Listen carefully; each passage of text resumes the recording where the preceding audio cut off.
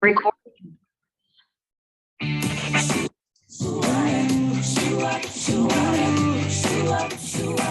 I got some safety tips that you gotta know, and trust me, it's something that you wanna hear. So honey, sip your lips and enjoy the show before we move into the stratosphere. Yeah. So won't you buckle your seatbelt, pull it down tight, and keep your foot in that chair until we turn off that light. Turn your electrical devices off as fast as you can.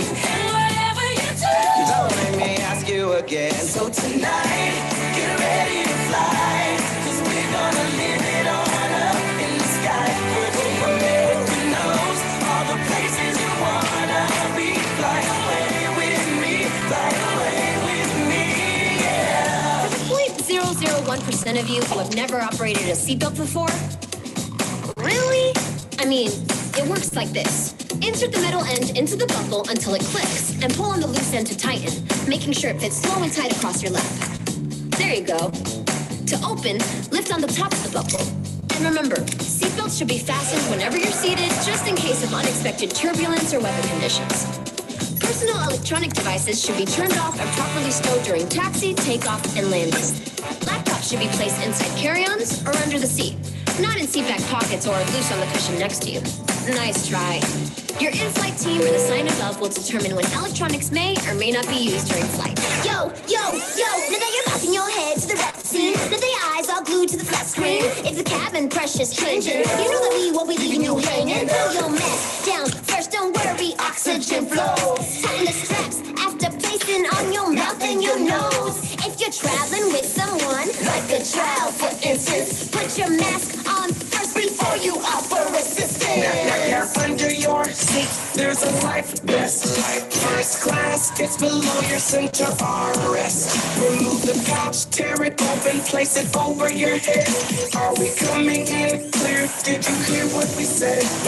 Pull the white straps and tighten right around your waist. Once off the plane, pull the handles and your vest will inflate. If your vest doesn't feel funny, no big deal. Blow into the red tube and you got a refill. There's a bright locator light and it's right on your shoulder. Thank you for your attention. This robot block is over.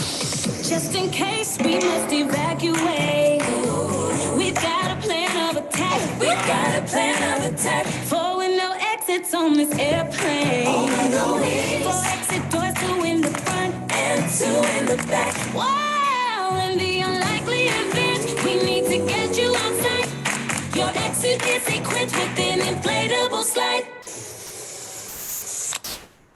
Only the signs can be used as a flotation device, and if you need to find the exit, you just follow the light. They're at the base of the seats. They don't Can you do the mail check it now? I want to be. Can you do the mail check it now? Let's just remind you, the nearest exit might be behind you. Yeah. Okay, so this one's important for all you smokers out there. It's never allowed here, so don't you forget. Don't forget. Federal law prohibits tampering, destroying, disabling smoke detectors, so don't touch that cigarette. Don't you do it. All right, it's time for final cabin check. Make sure all carry-on bags are stowed away, tray tables and seats are in their upright and locked positions, and all electronic devices are completely shut off. For additional safety information, check out the safety cards located in the seat pocket in front of you. Please read and review before we take off. FAA regulations require that all guests comply with the lighted information signs, posted placards, and instruction of the in-flight team. If you have any questions, please don't hesitate to ask. Now enjoy your flight, and as always, thank you for flying Virgin America. So tonight, get ready to fly. 'Cause we're gonna live it on up in the sky. Virgin America knows all the places you wanna be. Fly away with me, fly away with me tonight. Get ready to fly, 'cause we're gonna live it on up in the sky. Virgin America knows all the places you wanna be. Fly away with me, fly away with me.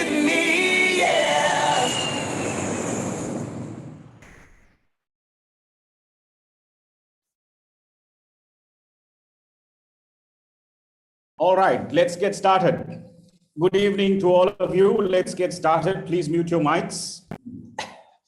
Okay, so let us touch base on where we are with regards to the syllabus. Answer any questions you may have. There are a lot of new people joining us as well, not to worry. In fact, there are students joining us, until like early October as well. Okay, there are students who started and stopped. There are students who are only doing the case study one subject, and the game really starts after the case study comes out. So you have still not got your case study for December 2021. The Walmart case study is for July 2021. You will get your case study towards the 20th of September. You will get your case study towards the 20th of September. Today is the 1st of September. September is a good month because it is a month that I was born in. And when we get your case study, we are going to fall in love with it. So you are 20 days more if you are finishing CDC, CEC without being a lazy bum. Get some good traction and at least get to task 3 on the other 2 subjects if you're doing them. Because once the case study comes out, I need your fullest attention. It's about a 50-page case study. We don't know what the case study is. I also don't know what the case study is. But I might send you some videos to watch. Maybe a few days before the 20th, I might send you some videos to watch. I am not supposed to tell you what the company is. If you get some videos on the group, just keep your mouth shut and watch the videos. Don't ask questions. Anyway, the group is blocked. Don't message me. Don't call me. Just watch the videos. Watch them well. I won't share too many videos, no. So I will share with you some videos 2-3 days before. Just watch those videos. Just watch those videos. But I don't know what the case study is. I don't know what your questions are in your assignment. Your assignment will also be released. And then we will know what the 3 questions are. What are the areas of focus? Now, the beauty about the GMD syllabus is we are covering the syllabus, that is your book. I hope you have printed your book, your course book, right? Please print it. Of course, I have given you a soft copy of my book as well, which you can use for all 3 subjects in level 7, CC, CDC, and GMD, and your masters, and so on and so forth. So please make use of it. So before I start, I want to talk to you a little bit about study discipline. I want to talk to you a little about study discipline. Now, folks,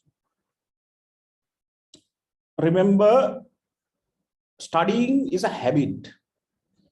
Let me rephrase. Learning is a habit. Learning is not one-off. You know, when you eat food, you have satisfaction. That's why we eat ice cream, we eat all the gourmet food, because there is satisfaction. Dopamine release to nice feelings when we eat good food. Why? The taste buds in our mouth are sending signals to our brain saying, hey, you are eating something nice. Similarly, there are many pleasures in life. Many pleasures in life. When you work out, it's a pleasure. That's why you feel good after you work. You feel good because there's enzymes really released in your head. You feel good. When you achieve something, you feel good. When you finish a project, you feel good. Therefore, mental stimulation, intellectual stimulation is also one of the greatest ways in which you can have dopamine release, or you can have mental satisfaction, a lot of consonance, happiness. Is a pity that only a few human beings can enjoy it. You are privileged. You are able to enjoy because you are now able to afford it. There are a lot of people who can't afford it. Education. You are able to afford it. Don't throw it away. Always learn something. Stop learning only when you die. Until you die, you should be learning. You should be employing your brains to learn something constantly. So this year I finished 2 qualifications. This year I finished my doctorate and I finished CIMA, both of which have been something that I've been working on for many years, and it has been a personal ambition, personal goal of mine to reach them. So it brings me some happiness. On the last day of my CIMA paper, I did the exam and I enrolled for another qualification next day. So my wife asked me, now almost 10 years we've been married, she's never seen me not study. So she always on learning. So she thought after I finish that and CIMA, I will stop learning because I devote a bit of time. So I always enroll in a course and I tell her, because she will otherwise discourage me because she wants to watch Netflix with me.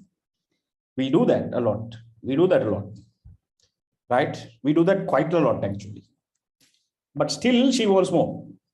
But I also need to get my mental stimulation. I need to learn. Without learning, I can't teach. My development is learning, and my joy is adding more knowledge in whatever area.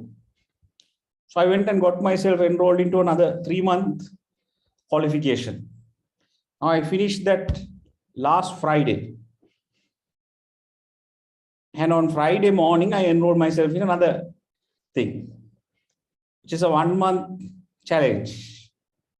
So I found someone to teach me Photoshop in 1 month. So we have 30 classes. I know, which means 1 class a day, right? In 30 classes, learn Photoshop so that I know basics, but I want to be a pro in Photoshop. So then I gave that same person a challenge, Illustrator month of October, InDesign in month of November. By 1st of December, I want to be able to be capable graphic designer on InDesign, because you know why? I have finished my next book. I have 21 chapters in it. I can't sit down with my graphic design. I've been trying to do it, but I don't think I'll be able to do that for many years, perhaps. So what I thought was I'm going to learn InDesign, which is a software that you can draw or do books. So I thought I will learn it. No rocket science, right? I thought I will learn it. I already know a little bit by spending a lot of time with my graphic design. So I already know a little bit, but now I want to learn the technicalities, play around with it. I want to start formatting chapter by chapter. At least in 4 or 5 months, if I put my time, I can finish my book. My next book. Nothing's going to stop me. Corona is not going to stop me. Right? And my point I'm trying to drive across to you is, doesn't matter the certificate, doesn't matter what you do, doesn't matter the qualification. Learn something. Push your head. Keep your mind occupied. One of the biggest problems I see with this generation is your mind wanders. Constantly learn something, then your mind doesn't wander, then you're occupied. So now you have enrolled for this course. You have to finish this. So you have to watch all the videos, write some short notes, read up a little bit, brush up your marketing knowledge, finish the other assignments, work towards a schedule, work towards a plan. Another important thing that I want to tell you guys is, have a small workstation, study location in your house. a study, basically. You know, I have, this is my study actually. This is my study. And it's a small room. I have my bathroom here. I can see who's coming from some windows here, so I won't get disturbed. So my point is, a study is very important when you're studying. It need not be fancy. When we started studying, we didn't have air conditioning. We had a fan, and I didn't even have a laptop. Right? We had a desktop that also was very slow. No internet, no mobile phone. When I did my CIM, I didn't have mobile phone. I didn't have internet. I only had Windows in a large PC, old PC, desktop, and a fan. If you have a bed beside you, you try and put your study where you don't see a bed because you fall asleep. Get comfortable in your study area. Tell your family, this is my location of studying, learning. Don't disturb me. If I lock the door, don't come and knock on it. Bring some coffee, get comfortable in your study. It's very important that you do that, guys. Because I see many of you are studying on your bed. You're studying in the dining table. I can hear, if I ask you to unmute right now, there will be a lot of people talking. You can't, when the TV, you can see a TV, you can't concentrate. You might say, Louis, we need music to study. Okay, you have music in your study area, but you can't get disturbed if you have to concentrate. The challenge is this. Here's the challenge. Can you sit in one place and wait for 2 hours? You will say, Louis, we do that during class. No, not class. Class, I'm talking, no. Class, I'm talking and you paid for it. So that's a different story. Some of you can't even do that without looking at your phone and checking who messaged you and all that. Some of you can't even do that. I don't blame you. You're part of that generation. I don't blame you. But can you sit down in one place and study something, read something for 2 hours? You can't. You're not disciplined. That's the greatest discipline you can learn. Keep your posterior in one place. Concentrate on something for 2 hours. Your mind. Concentrate on something for 2 hours and say, I am going to do this tonight. That is discipline, self-discipline. That's what the military teaches you. I didn't go to the military, right? But discipline is very important. Discipline your mind. Very, very important. If you don't discipline your mind, in Buddhism, we talk about that. I'm not a Buddhist. Discipline, right? So first get your location right, your study right. Get a bright light. I have a huge light in front of me. Lock all the doors, right? Those days when we were studying in our house, we didn't have a location. So we went to a library to study, 9 to 5. When the library opens, we are there. When the library closes, we go out. That's how we studied. Because there's such a lot of noise in the house. And then finally, we moved into another house, right? And that's when I got a small study area where I was able to study. So don't find excuses. Don't find excuses. So with what you have, improvise, tell your family, now I'm focusing, so please help me, don't disturb me. Now I'm doing this, I'm doing my assignment. And then you have to tell yourself, now I'm reading this, I'm going to sit and watch 5 videos today of the past lectures. I'm going to see whether I understand everything. I'm going to sit and analyze 5 A grade answers before I go to sleep at night, and have a bit of a time. Every day, if you can say from 9 to 11 is my time that I spend in my study. 9 to 10, start with that. 9 to 10, study. I am in my study. After work, you come to a wash, eat, have fun, spend time with your family. 9 to 10, I'm in my study. Get into that mode. You know, my daughter is only 2.5. She knows when I'm in my study, she knows not to disturb me. She knows when I come out, she can shout and howl and do everything. But when I'm seated here, no one can shout. because daddy is either working or classes or studying. And I'll tell you, at least once a month, push your limits a little bit, try and do something until the sunrise. I do that. At least 3 times a month, I am in my study until I see the sun in the morning. At my age, it's a damn good feeling that I can still do that. And I feel proud about myself. That's very important for you to feel, proud about yourself. And at this age, many of you don't have the ability to concentrate. It comes by training. Sometimes at about 1, 2 o'clock in the morning, so peaceful. There's no one shouting, no noise, no birds chirping, absolute silence. That's the best time that gives you enough time, right? Put a radio station on, I do that. I actually listen to a lot of BBC One. I don't listen to local radio stations because they play all songs. At that time of the night, I still want club music. I want club music. So I listen to BBC One.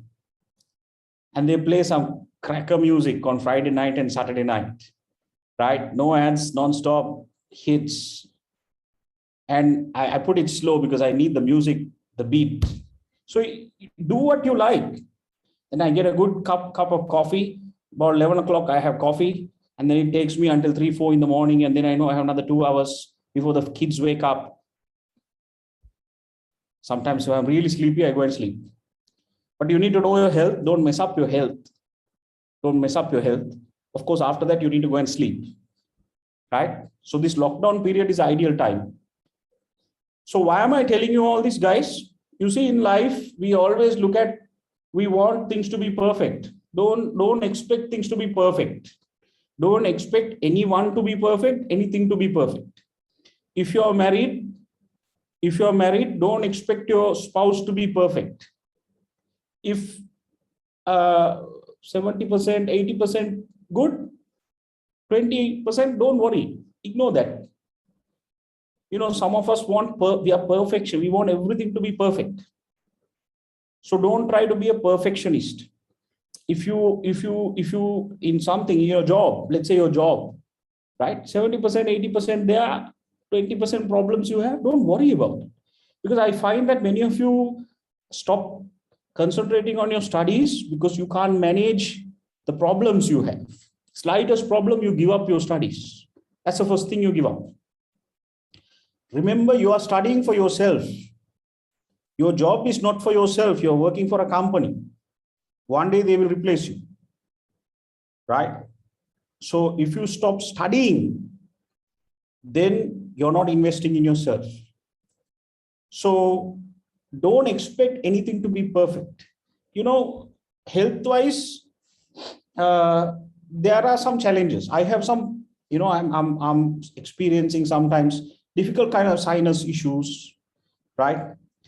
Sometimes, different kind, at my age, you have these cholesterol problems and, all the liver problems and all that, right? You keep taking reports and sometimes one is up and one is good and all that. You have to worry about them. But let me tell you, don't let that stop you living life. That never stops me. So look at the positive side, be positive. If 80% is good, that 20%, don't cry over it. Work around it. You'll never have 100% happiness. Happiness is something from within. You have to be happy. You can't expect anyone out there to be 100% to what you want. It will never happen. Never happen.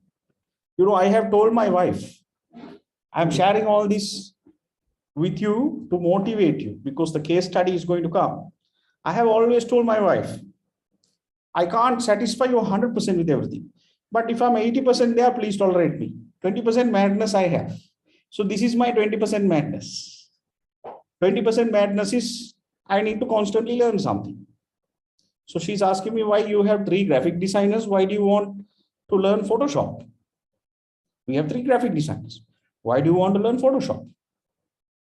So now, how do I explain to her that I need to learn Photoshop, then learn InDesign, then learn Illustrator, for me to learn InDesign, right? Then InDesign becomes easy. So if I tell her that, then it will be a problem. So I can't tell her that. So I'm like, oh, 1 month course, I'm doing this. All right, okay. How much? 15,000. All right, okay, go ahead. Approved, right? So my point I'm trying to tell you is, you have to constantly learn something, have a proper place to study, and make sure you don't get disheartened, discouraged, and never give up. Also make sure, don't expect everything to be 100% perfect. Be positive. This environment is very negative. Everything that you see is negative. Every news item is negative. Just before I got online now, a news feed, one of my friends have put a white flag on Facebook. I just messaged him when I started class. I don't know who has even passed away, right? I don't know. Every signal that you get from the environment is negative now. Every signal, economically, politically, socially, all the problems we are having. But you have to mentally send positive signals to yourself. Don't get carried away with what's happening. Of course, you have to be aware and be careful, but you have to focus on what you're supposed to do. Because if you don't do that, you will then one day look back and think, when I had the chance to do it, I didn't do it. I am happy I finished CIM in 1.5 years, because when I had the chance to do it, I did it. I didn't have my A levels. I started doing CIM at 16 and a half, immediately after school, only with my O levels. So I didn't do my A levels. I couldn't do well in school. I didn't do well at all in school. Went to a good school, but didn't do well. Didn't study. Until I found marketing. From that point onwards, I have never stopped studying. From that point onwards, I have never stopped studying. And I want to encourage all of you, focus on what you're doing. You will see over a period of time, your transformation comes. Everything will come. All right. Okay. So let's get started today. So I want to now consolidate. Now we are in the month where your assignment and your exams are coming. Your assignment and your case study is coming. So we have to finish your syllabus fast. So today I want to focus on an area. Let's cover market segmentation today. So there is an area on market segmentation in the first chapter. Can we come into that, please? Page number 16, 17, 18, 19. We couldn't do that area. I skipped that area. And so I want to touch on market segmentation. Let's do that now.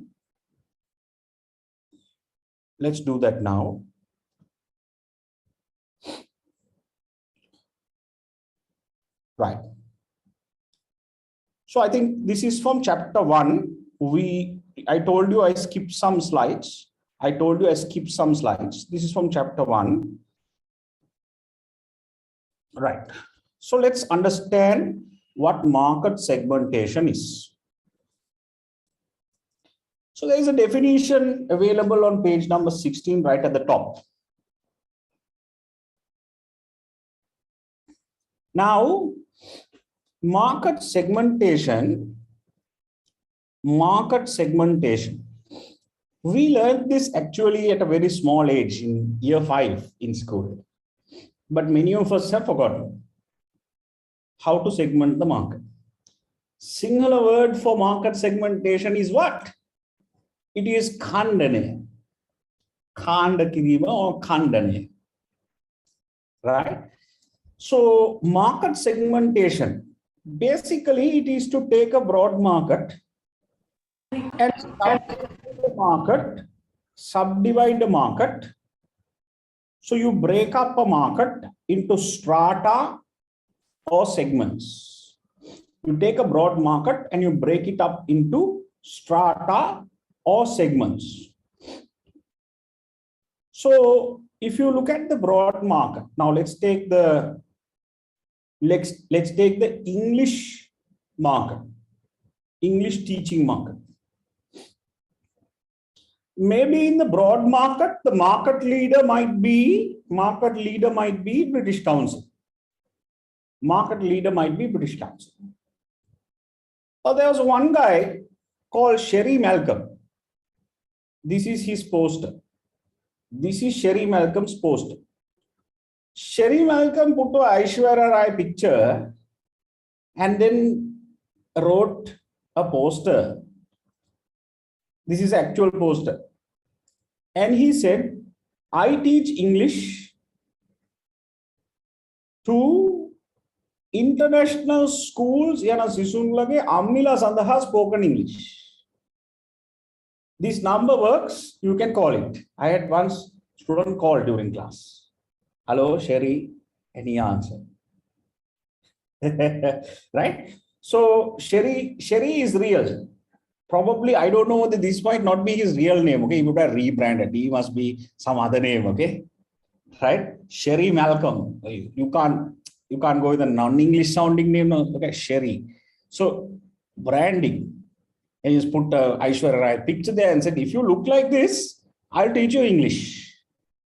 So can you see what he's trying to do? So what is he trying to do? There is a broad market of English.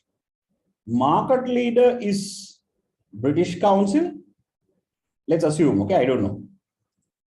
But Sherry had said, I'm not bothered about British Council. I am going to segment the market and I am going to identify one segment. That's this segment.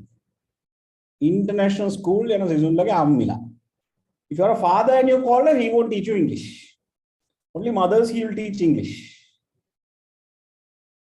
Personalized, one-on-one, maybe home visit, I don't know. Right? The point is, he has identified a segment in the market and he would have probably a product. Maybe it might be a 3-month product or 10 modules. I don't know. I'm just assuming. Price. What do you think? Price might be high price. One session might be about 5,000. I don't know. Personalized. Place. What do you think? I'll visit your house and teach you. Or you visit my house. I don't know. Right? Promotion. Can you see he's doing posters? Probably he's doing brochures, one-to-one, right? So the 4 Ps, he has tailored the 4 Ps to suit this market.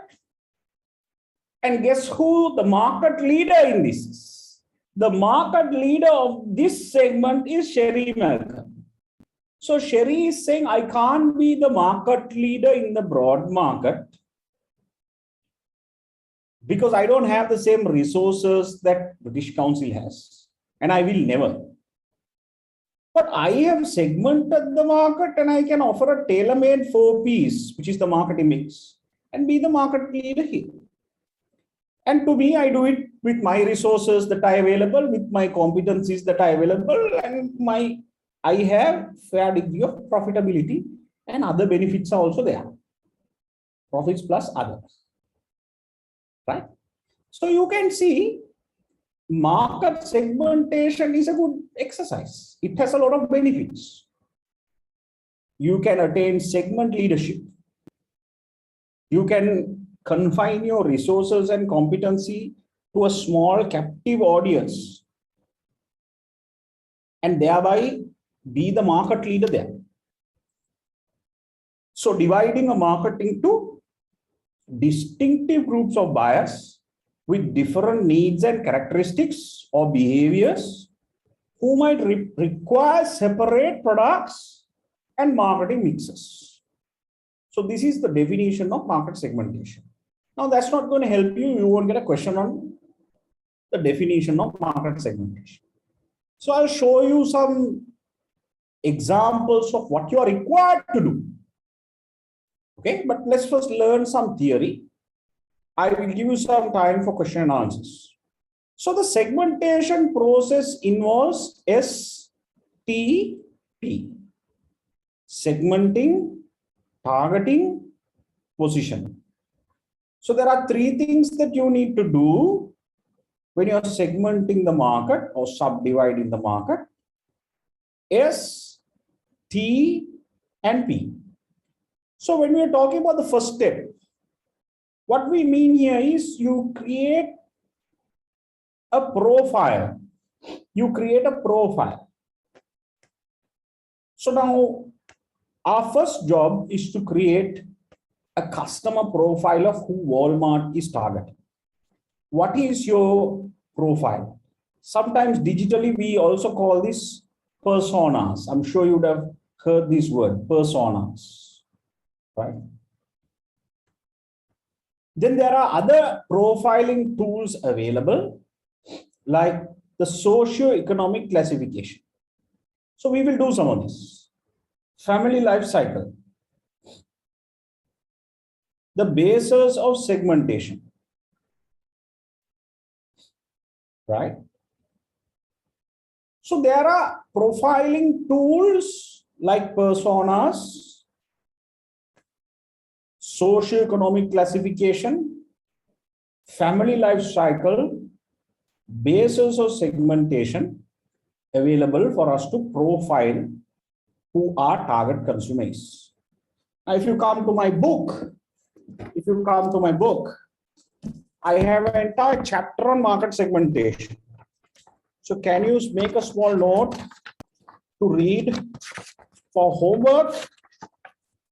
Chapter number, I believe it's 4. Chapter number 4 on market segmentation. Here I have in your syllabus given you 4 theories to profile customers. But in my book, I have over 15 theories to profile customers. I can't teach you all that now because I don't have time and it's not in your syllabus. So please read my book.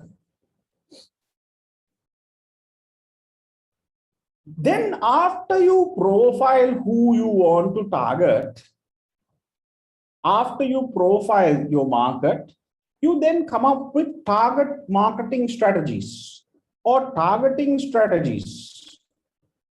Targeting strategies. There are 3 targeting strategies available: undifferentiated, differentiated, and concentrated. I will explain them. The third step in the segmentation process is positioning. Sthanagata kirima. How do you position your product in the mind of the customer? So there are positioning strategies, perceptual mapping, mental maps. There are a few theories available under positioning. So if you read chapter 4, there is a lot of stuff that you can learn. But I'm going to try and do as many theories as I can today and show you the expectation of the examiner for GMD at the end. Right? Okay, let's start with the family life cycle. Right? Now, this is actually, ignore the pictures there. This was done by one of my students. Right? It was done maybe about 14, 15 years ago. Right? Where I was told, when I was teaching this theory, right, the student sent me an email after that saying, this theory is wrong. You said all human beings will go through this, but one day you will straight away go from this stage, which is the bachelor stage, where I was a bachelor then, You will go from the bachelor stage straight to the solitary survivor. So that's how you look. So in memory of that person, I kept this. But I also thought that might be true. We all think when we are bachelors, this doesn't apply to us. I never wanted to get married, but today I'm happily married with 2 kids. So we don't know what the future holds for us. So my point I'm trying to tell you is all of us will go through this phase, but there can be some who decide to be single. There can be some who decide to be single. So bachelor stage, many of you are probably bachelors now. I'm sure you have a smile on your face. Okay, nice place to be in. I remember, okay, young, single on your own, no financial burden, entertainment car, right? R&B, Sopranos, no? Car, fashion, travel, vacations. You wake up in the morning and decide what you want to do. Wow. Today we'll go to Singapore. Today we'll climb Adams Peak. No? Today we'll go and camp in Yala. You wake up in the morning, right? You don't have anyone to, you don't have any burden, no burden. No one to take care of. You'll only take care of yourself. So with what you earn, you are your own boss. Then all of a sudden, something happens. Newly married. Now things have changed. No kids, financially better off. You start buying pots and pans, household items. I remember when my wife came to my apartment when I was living alone. She came one day and then she wanted to cook when she was my girlfriend, right? And she realized I didn't have a gas. I only had a 4-burner electric oven, which I never cooked on. I have never cooked. I don't cook. So she cut all the vegetables and then asked, don't you have gas? I said, no, I don't have gas. So I realized then that I need to own a gas if I start getting married. You understand what I'm trying to say? Otherwise, I never had a need for a gas, right? So she cut all the vegetables and she said, I can't believe this man doesn't have gas in his house. How do you live? What do you eat? How do you cook? I don't cook, right? So my point is, you can see single bed becomes double bed, right? You start arranging your house a little bit. Romance, you start going to all the romantic places, no, Paris, Venice, all that. Before that, you went to Pattaya. Now you can't go there. Don't even ask your wife, right? Darling, shall we go to Bangkok? No, we have to go. She has a bucket list where she wants to take you, right? And selfies that she wants to take. So all those locations you have to start going now. Italy, etc., etc. Okay. So all of a sudden, doctor's visit tells you that you are expecting. First child under 6. Financially extremely tight, savings low, baby related stuff. This is a baby dominated house. Baby is at the center of everything. Again, you sell your bed, you sell your car, you sell everything, and you buy safer cars, lower beds, or larger beds. You buy, maybe move into a larger house with more rooms. So you do everything. It's a child-dominated house. I remember I'm actually still going through that. I'm still going through that. It's a child-dominated house. Everything you do, you think about your children. Right? So your parents also did the same thing. And one day you're also going to do the same thing. Full nest 1. Full nest 2, youngest child is about 6. In about 3 years' time, I'll be here. Lewie Diasz, right? I'll be here in about 3 years' time. Youngest child is about 6, right? Financially better off, yes. Still child-dominated house. Everything you do, sometimes you change countries also. My kids will enjoy a better future here. So imagine the length we go through. We change our life upside down at this stage for your children. That's why you need to be grateful towards your parents, right? And then full age 3, older children still dependent at home, financial position very high. Financial position very high. So this is actually the UK situation. So sometimes in Sri Lanka, maybe still here, you're still broke. Okay. Empty nest 1, no children at home, head of family still at work. Now you start traveling a little bit, going on cruises, enjoying each other. Some get divorced, they don't know what to do, right? So that is also there. In this theory, the divorces are not taken care of. The single people are not taken care of. Also, the LGBTQ is not here, which is very common in other countries, right? So empty nest 1, empty nest 2. So empty nest 1 is where one person passes on.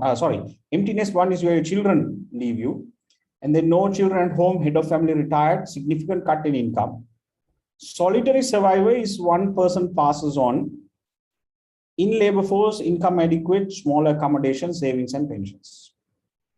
Solitary survivor 2, retired, significant cut in income, medical expenses very high. So don't worry, you will also go through the family life cycle.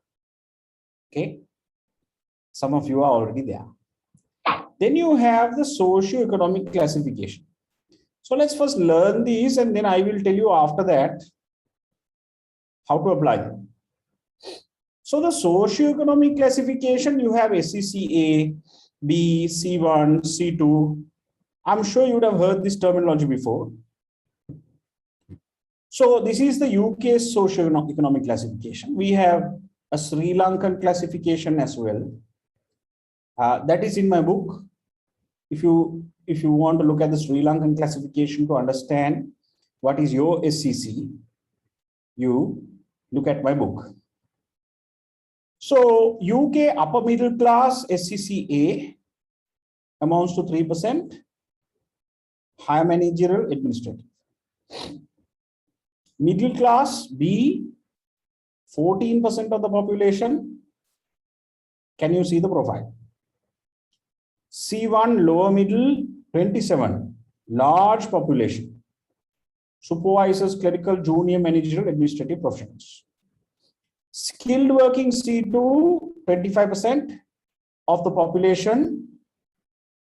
And then you have working class D, 19%. And those at the lowest level of subsistence E, 12%. Pensioners, widows, casual workers. So I'll show you how to use this in the profiling exercise. This is called the socio-economic classification, which is actually the income pyramid, So we usually say mass market, mass affluent market, affluent market, super affluent market. Just give me 1 second.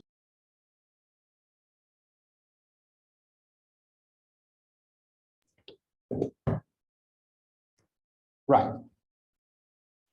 So then we learn the basis of segmentation. Now, this is a pretty important theory, so please pay attention.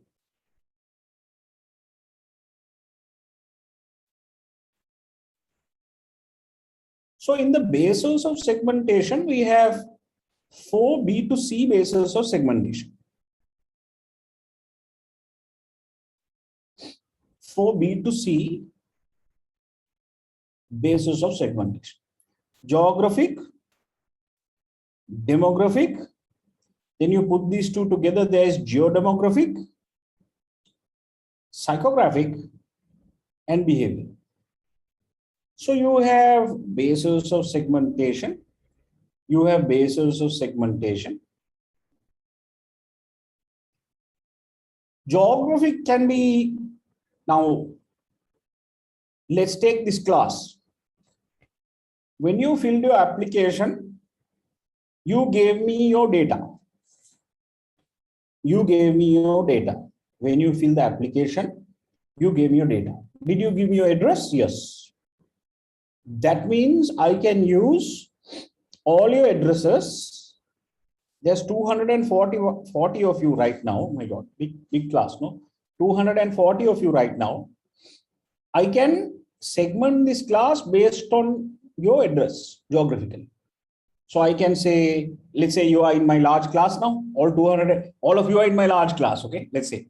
So I can say, okay, Buddha, everyone from Colombo 1 to 5 come to the first 2 rows. Colombo 6 to 10 come to the 3rd and 4th rows. Colombo 11 to 15, 4th and 6th rows. Immediate suburbs go and sit right at the back. I can segment the class. So I have your address. Actually, I don't need to do that. I can put all your addresses in an Excel sheet and I can ask someone to segment based on your address. So you can subdivide a broad market based on geographic variables, country, province, district. You can use postcode level. You can use continents, right? All these are, Grama Sevaka Kottashas. All these are methods that you can geographically segment your market. Then we have demographic segmentation. What is demographic segmentation? Demographics means personal factors. Another word for demographics is personal factors. So this class, you have filled in an application and given me your personal details. What? Not income. You're not giving me your income. I didn't want that. But you have given me your gender, your marital status. You have given me your age. You have given me your occupation, your previous education. Religion, you have not given me. I don't need that. Race, I don't need that. Nationality, you have given me. So my point is now some of these details I have. With the details I have, I still can segment this entire class demographically. Then there is another theory called geodemographics, where I geographically and demographically segment. So I use geographic variables and demographic variables together. Right? Then you have psychographic variables. Psychography means what? Your hobbies. Your hobbies. What are your preferences? Now, I didn't get that information during the application stage from you. I didn't ask you, what are your hobbies? Those days we used to ask. Those days we used to have a jogging club, a cycling club, we used to have different clubs. Right? Those days. Now there is no point. Now I have not even seen your face. Only you see my face. I have not even seen your face. I don't know how you look here. Right? So psychographics I have not been able to collect. But Facebook is a company that has collected all our psychographics. It has all our likes. Google has much more deeper insights. Hello? Google is the #1 company on the planet that has all our psychographic variables. Demographics they have, geography they have, right? They can even on the GPS spot you. But psychography, they will ask you, with what you search. With what you search, with where you are, they know what your interests are.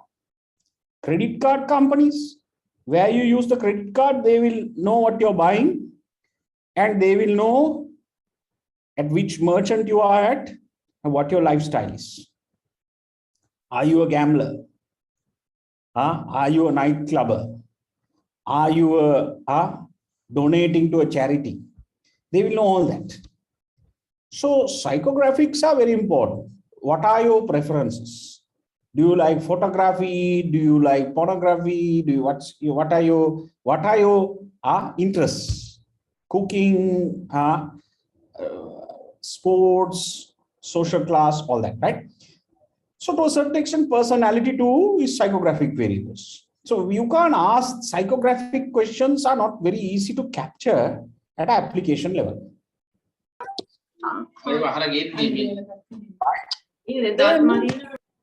Then we have behavioralistic or behavioral variables.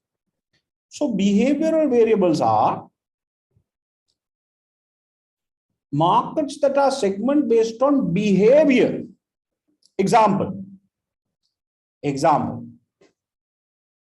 This class I can segment based on behavioral variables. Those who did their homework and those who didn't do their homework. Behavioral. Those who joined today and those who did not join today. Those who are going to pass, those who are going to come down. So I can behaviorally segment this class with the data. So behavioral segmentation means purchase occasion, the benefits that you seek when you buy, user status, user rate, loyalty status, customer readiness stage, and your attitude towards the product. So that's the behavioral base of segmentation. Now, shall we apply this to see how you need to segment the market? This is an example not for GMD. I will show you some GMD examples. Forget about the B to B. Let's first finish the B to C. So this is the Zesta brand, which is a tea brand. So this student has segmented the Zesta brand, right? Segmented the Zesta brand geographically, demographically, psychographically, and behaviorally. And on the other side, on the columns, the student has put 3 products: Prince P, King K, and Old Gold. So now you can see the geographic profiling of these customers for product number 1, 2, and 3. Then you see the demographic profiling. Geographically, they are not so different. But demographically, can you see it's targeting a different audience? Then you also can see the SEC here. That's what we learned. SEC B1 and C1 is targeted for Prince P. A and B is targeted for King K. And A, B, and C1 is targeted for Old Gold. Then can you see the family life cycle here? So that is used inside the basis of segmentation. So the principle here is you can use all my 15 tools I have given you in this book. I've given you many tools of profiling. You can use those theories inside the 4 bases of segmentation and show by product who you are targeting, what is their profile in terms of customer segments. Then you have psychographic variables. Can you see? They are very different to each other. And finally, behavioral variables. So this is a student's piece of work which clearly shows the B to C basis of segmentation apply. Here is another example.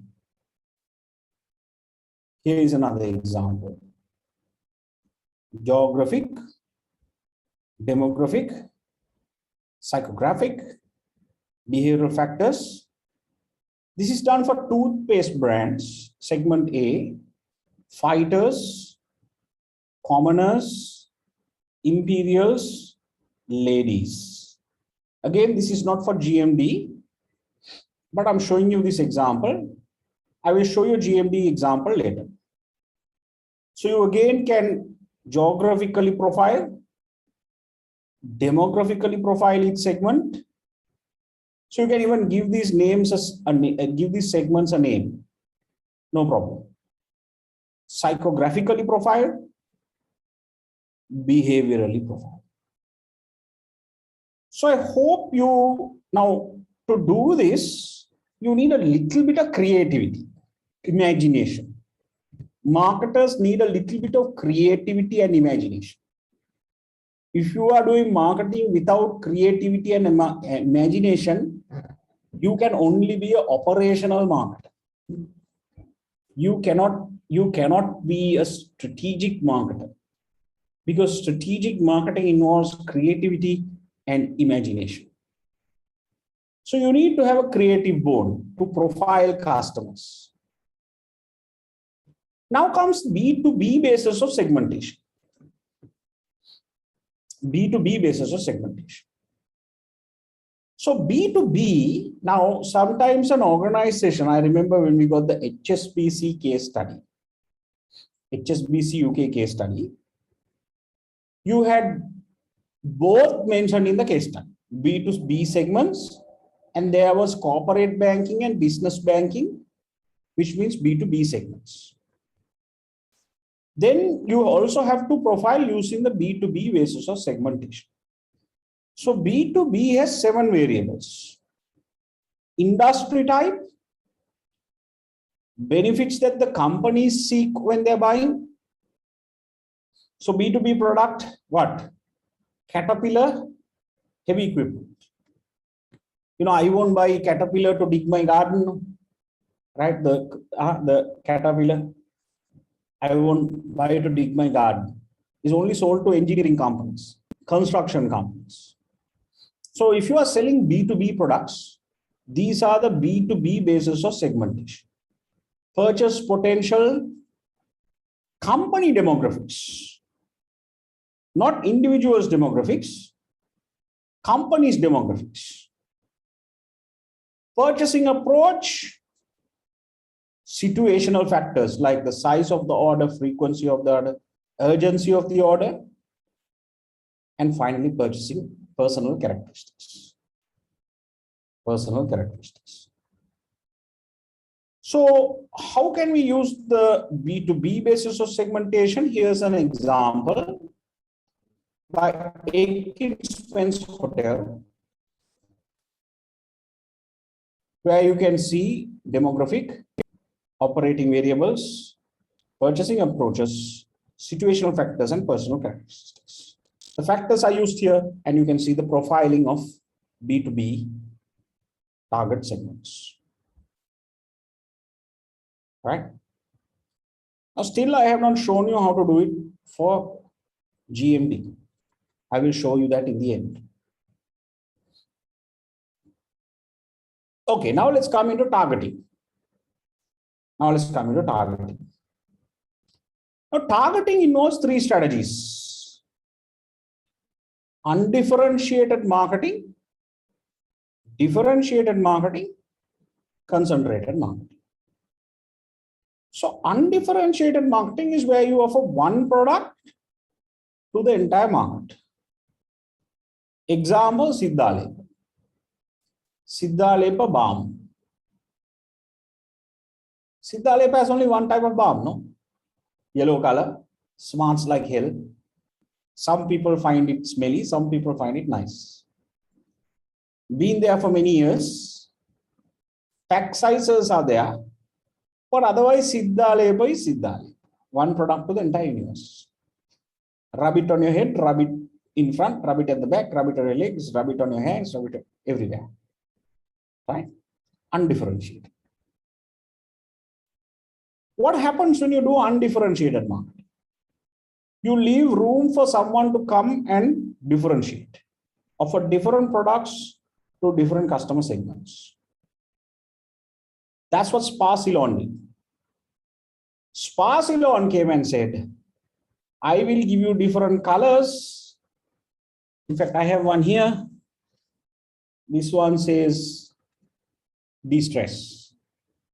By the way, a student passed his exam and sent me this gift back. Okay, student sent me this. So every now and then I de-stress. Siddhalepa, I can't de-stress. Sparsilon, I can de-stress. So I have a few other roll-ons by Sparsilon. They come in different colors. I'm sure you have seen this. Pretty affordable. They're not too expensive. And they're pretty good as a product. And actually, Sparsilon also has a small bottle like Siddhalepa, glass bottle. And they have so many varieties. For your legs, they have one. For your cracked heels, they have another. For your headache, they have another. For your sinuses, they have another. So they have created really differentiated different products to different segments. And that's why they are successful. That's why they are successful. So when you don't differentiate, you leave room for others to come and offer many products. And then you have concentrated marketing. Another word for concentrated marketing is niche marketing. Please pronounce that properly. Niche marketing. Niche marketing is you focus on one market or a few market segments. Example, Sherry Mango, Chanel, any luxury product, Lamborghini, Rolex. Focus on one market or few market segments. Okay. So you have to select a targeting strategy. Then we come into positioning strategies. Positioning strategies. Under positioning strategies, we have perceptual mapping. So perceptual mapping is where you map all the competitors in the market. You can map the competitors in the market based on any of the two variables, high, low, high, low. And after you map all the competitors, you can identify gaps in the marketplace. What are the gaps in the marketplace? So that is a perceptual map. You take two factors, high and low, perceived value, high and low, and then you start plotting the competitors based on your perception. Then you identify gaps in the marketplace. Then if you want to reposition, if you are this player, if you want to reposition, you say, I want to reposition into this gap. Or you can reposition or relaunch a new product into this gap. Sometimes you can serve multiple segments because of that. You can serve multiple segments because of that. Okay. All right. So I have been talking quite a bit now. Any questions? Yeah, Louis, I'm not very clear with this perceptual mapping because some part of that slide has gone down, you know. Now on one side you have the vertical is high and the horizontal is quality, right? Perceived value and quality. What's at the bottom? Okay, so Madison, let's do a perceptual map very quickly. Yeah. I'll do one now. Sure. Practically. Can you tell me what is at the bottom, because that has got hidden in the. Now it's not hidden. Don't worry. I will do one now. Let's do a perceptual map. Okay. Let's do one now. Any other questions? Any other questions?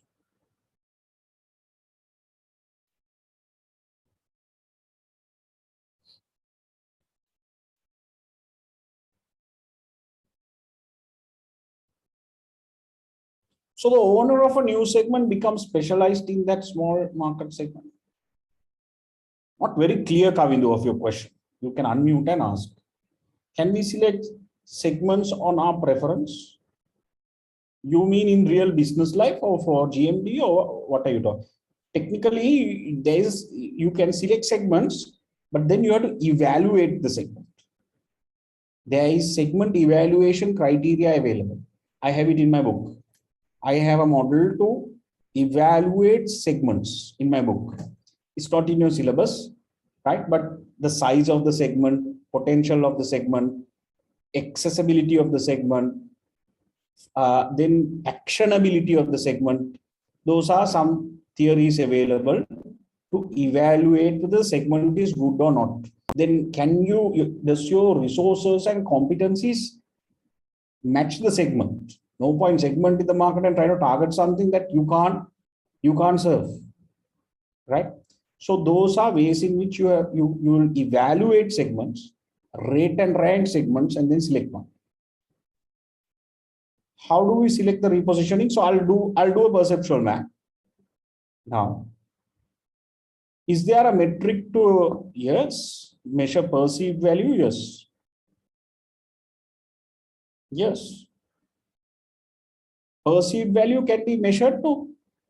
Like, I can send out a rating right now. In fact, we are doing it, lecture evaluation this week. And I can send it to you. We are sending it to all of you. Now stage 1 and stage 2 is undertaken. Next week, you will get a rating grid from us, from our office, where you don't need to put your name, where you can evaluate the lecturer perceived value of this lecture. So from 1 to 5, high, medium, or low. So that alone is a metric. That alone is a metric. Metric is a measure. Even love can be measured. How many kisses? How many kisses? Anything can be measured. You know, in this world, anything can be measured. Huh? There's nothing that you can't measure. Everything can be measured. Okay. Whether to what degree you go to measure is a different story, but everything can be measured. Okay. It's a metric. Kiehl's did repositioning or relaunch. Both. You can't distinguish repositioning and relaunch. They did both. Is this similar to strategic group mapping? Strategic group mapping is a L. This is a cross. Two different authors. Strategic group mapping is done for competitive analysis. Perceptual mapping is done for positioning. Do we have to segment only based on tools only, or can we create company specific segments? It's up to you. Use your imagination and creativity. Segmentation is multi-dimensional. It's like a Rubik cube. Segmentation is like you know what a Rubik cube is? A Rubik cube that we turn around to have colors. Segmentation is like that. You can break up the market in so many different ways because there are different groups of customers everywhere, right? Which segmentation tool include yuppies? There is one called Acorn. There is also the generation profiling tool, Gen X, Y, Zen, so on and so forth. Baby boomers, alpha, yuppies, you know, all that. I have it available in my book. Of course, those are not in your syllabus. When a business segment the broad market into small segment and become the leader of the market, does he become specialized in that market? Yes, to a certain extent, yes, correct. So how many segments you want to serve, how many segments you want to be in is a strategic question.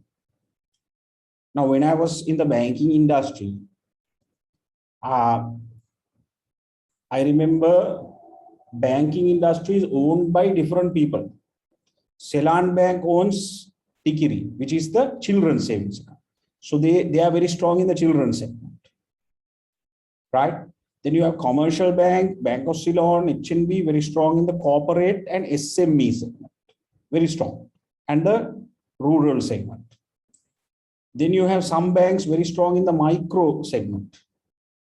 Then you have Sampath Bank very strong in the local, typical sort of traditional Sinhalese kind of, you know, segment. Then you have Amana Bank in the whole segment that targets the Sharia, not Sharia, Sharia banking and all that, right? Then you have the NTBs, the NDBs, the other smaller banks that are strong in the digital, mobile banking and all the other areas. Freebie and credit cards and all the other digital products. So you can see everyone owns a space. So you can own more than one space. Rebranding can be part of repositioning, yes. So can you guys put your questions on the group? I won't answer any questions which are not on the chat because others don't see your question, okay? Because we are a large class. Can we differentiate psychographics based on psychographics and behavioral by psychographics being the actual preference, customers, and behavioral being what is shown to the outside? So again, in segmentation and in marketing, anything is possible. Anything is possible. Rahul, theory we learn theory on these grids and we do it for assignments. But in practical life, segmentation, you use the knowledge of theory, but creativity is endless in practical life. So yes, to answer your question, you can do it. If it works, then fantastic. So Siddhalepa is also successful. Sparsilon is also successful. That's the beauty of it. Right? So there are many models available, methods available. In theory, after you learn theory, you then use your imagination and creativity in real life. I hope I answered your question. Is generation a demographic factor? Yes, can be. But generation, when you say generation is a social factor, but here the question is, there is a generation profiling tool. So you can use demographic as demographic factors. Yes, correct. All right. So shall we do a quick perceptual map? Can you open your notebooks? Can you please open your notebooks? Let's do a quick perceptual map. Let's do a quick perceptual map. Since many of you have not done it. Right? Can you open your notebook and take it down? So you don't need a perceptual map in the final case study, but might help for you to know this perceptual map, right? Perceptual map. So let's draw two perceptual maps, right? Now, the first step in drawing a perceptual map is you need to understand, let's do one for the beverage industry, beverage industry, right? So let's say you are part of the beverage industry. Your company is a part of the beverage industry. So the first step is you understand the players who are the competitors in the beverage industry. So let's take 10 competitors. You can take more, right? Beverage industry will have more. So let's take 10 competitors. So I'm going to put some brands here. Milo, right? I want you to write this. Take it down. Milo, Nescafe, Minute Maid, Red Bull, then you have Coke, then you have, can you help me out with some brands? Okay, then you have milk brand like New Dale milk. Then you have isotonic. Then you have Sunquick. Then you have Lion Beer. And then you have EGB. Now, the first step is for you to understand the players in the industry. The second step is for you to understand what are the critical success factors in the beverage industry. What are the factors that are critical to succeed in the beverage industry?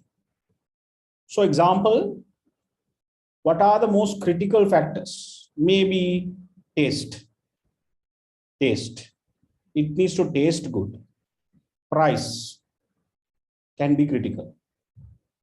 Thirst quenching. Does it quench your thirst? Nutritiousness. availability, packaging. All these can be critical success factors. Taste, price, thirst quenching, packaging, availability, nutritiousness, maybe quantity, all can be critical success factors. So what did we do? We understood the players in the industry. Then we understood what are the critical success factors of the industry. Now shall we draw two maps? Let's draw two maps. Let's draw two maps, right?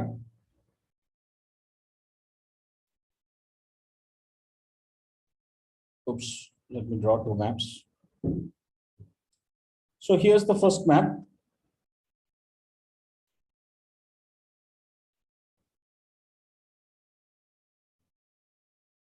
Here's the second one,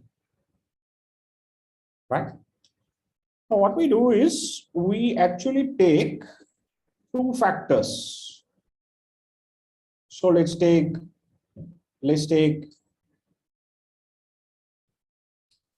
on one side, we'll take price. On one side, we'll take price. You can take any two factors, high and low. High and low. On the other side, shall we take nutritiousness, high and low. Nutritiousness. Now what I want you to do is, I want you to plot the players in the industry. Example, Milo, moderately priced. Nutritiousness, high or low, fairly sugar, lot of sugar, no? So you might put it somewhere here, number one, Milo. Nescafe, about the same price of Milo. Nutritiousness, little bit nutritious than Milo. Safer than Milo for kids. Minute Maid, price, I think it's higher than Milo. And this thing, I don't know, right? I'm guessing. And nutritiousness higher, so Minute Maid. Now like that, can you put all the brands? Can you quickly put all the brands based on price and nutritiousness, high and low, based on your perception? Based on your perception, can you put all the brands? I am just arbitrarily putting them. Can you put all of them? 5. Can you please plot them? I am arbitrarily putting them. You think can put them.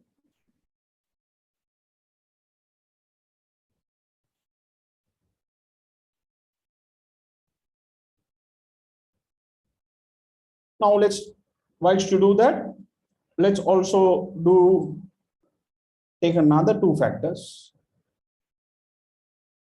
Thirst quenching, high and low, and taste, or let's take thirst quenching and nutritiousness. No, we took nutritiousness here. We took price, thirst quenching, quantity. Let's take quantity, thirst quenching and quantity. Quantity high, low. Now again, you can start plotting.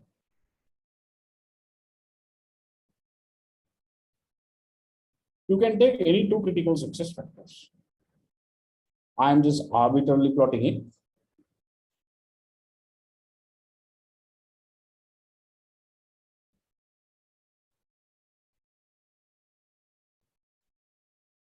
So now after you do this perceptual map, you now can identify gaps in the marketplace.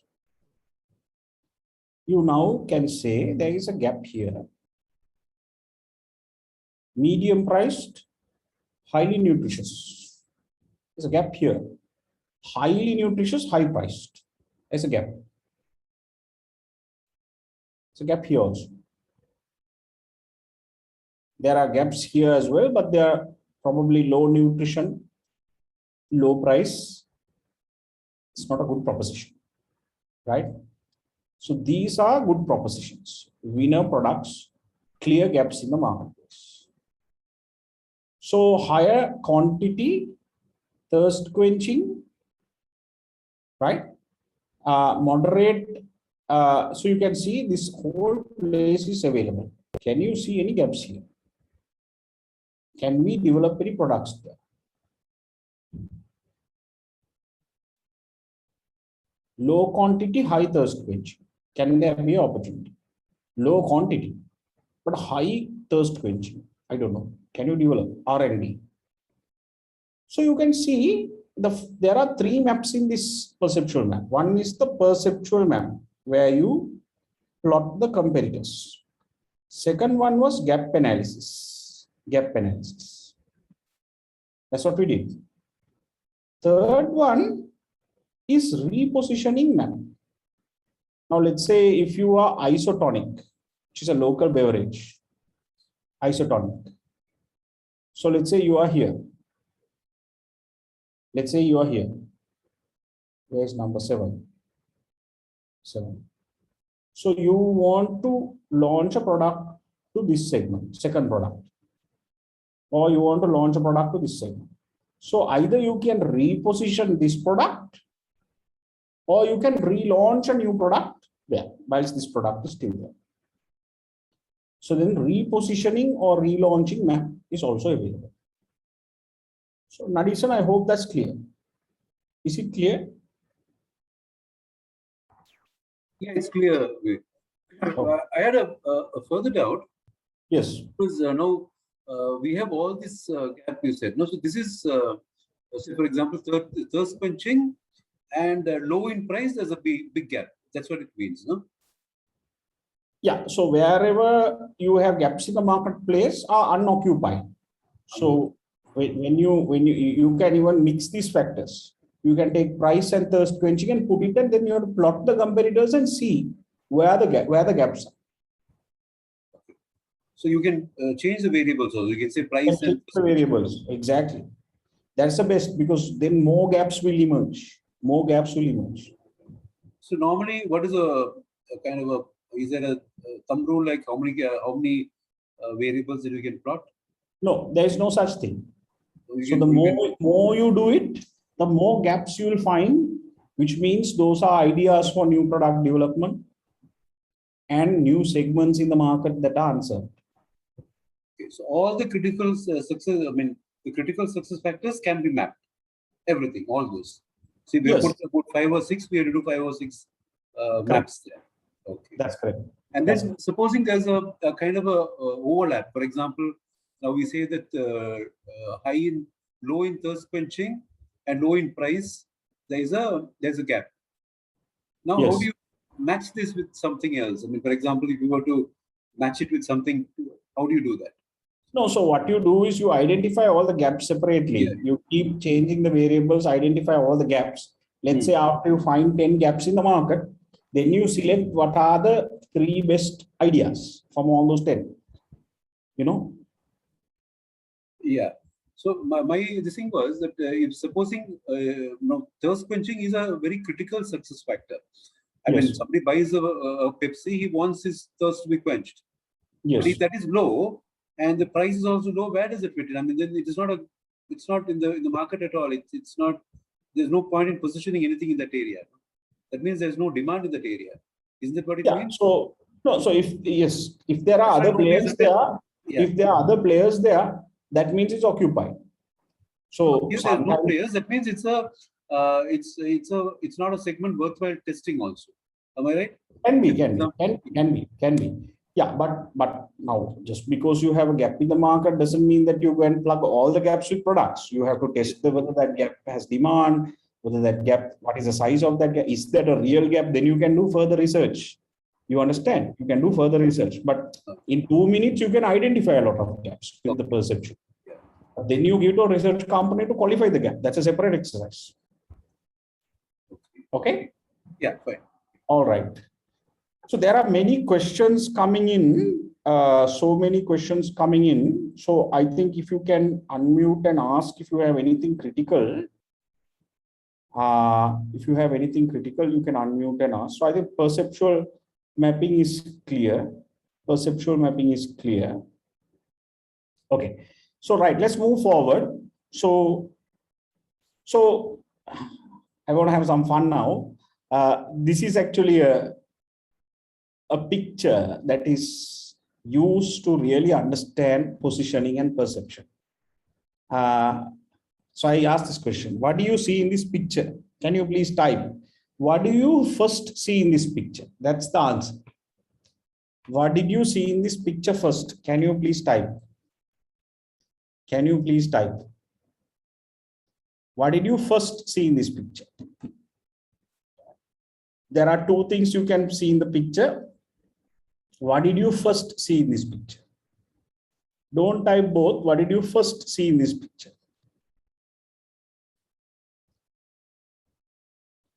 What did you first see in this picture? What was the first thing that came into your mind? So this is actually a real test about perception and position. Okay, this is a real test, right? Why do we say that? Because there's interpretation here. If you saw the man playing the horn first, you are really innocent. Okay, you're not corrupted. Your mind is an uncorrupt mind. It's like a child.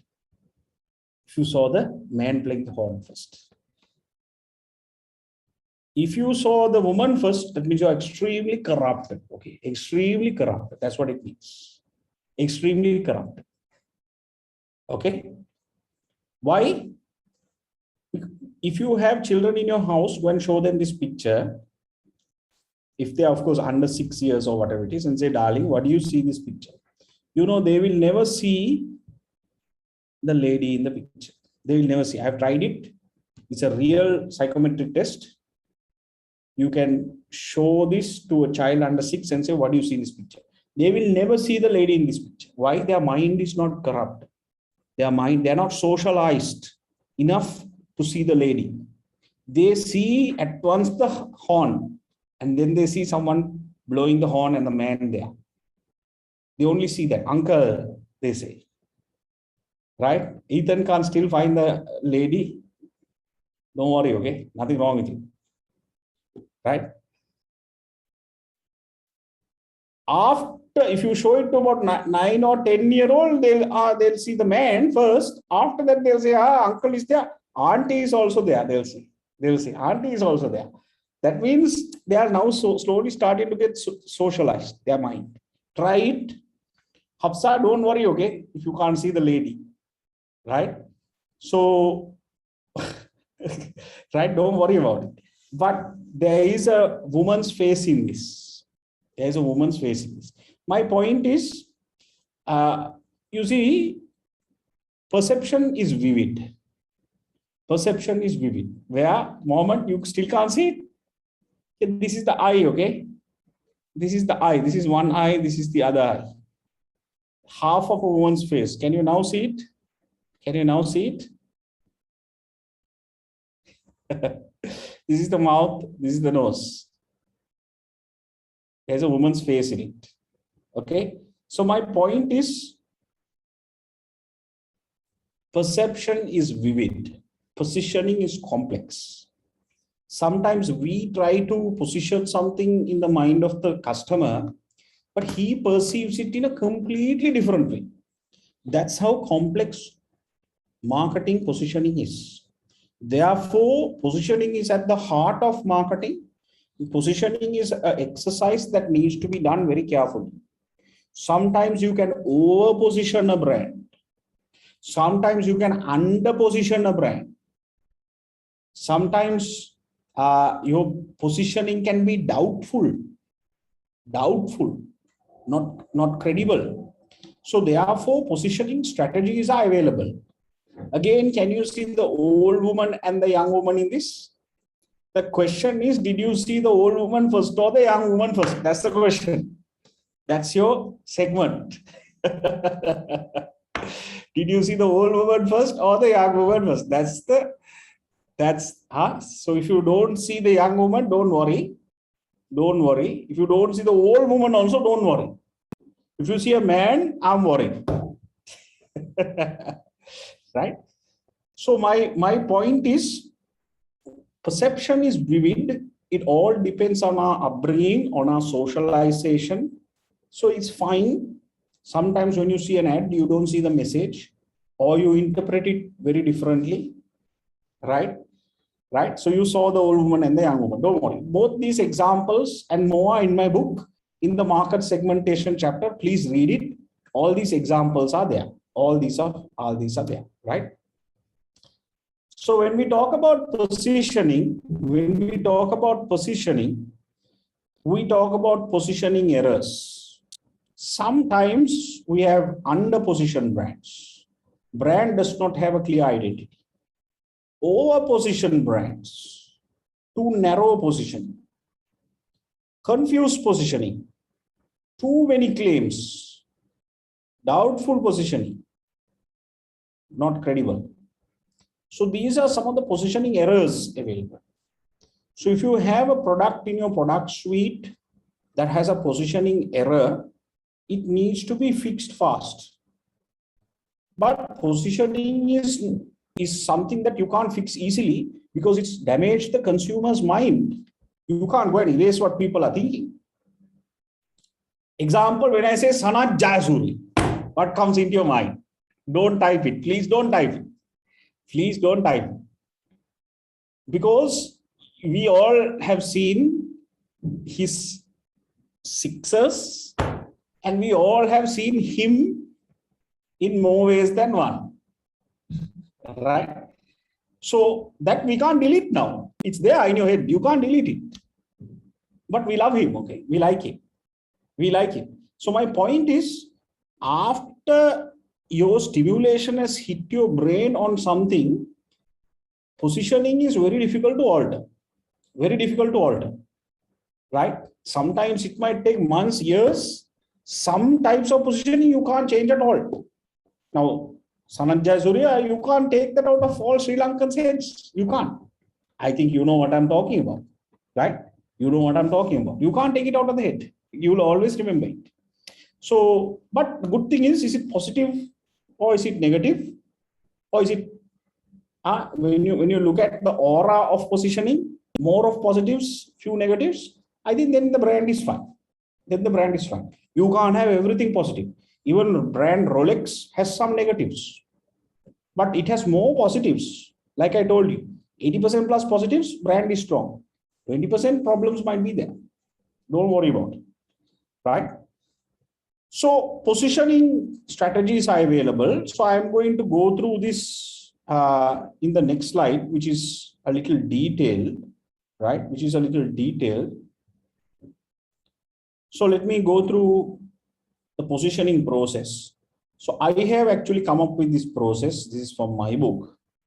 So I think, so don't worry, you don't need to study this as such, but if you read my book, I'm saying you need to understand the competitive landscape before you start positioning. Then you have to audit the current positioning using research. Then you do perceptual maps. You have to choose a branding strategy, brand positioning strategy. You have to own a word in the consumer's mind.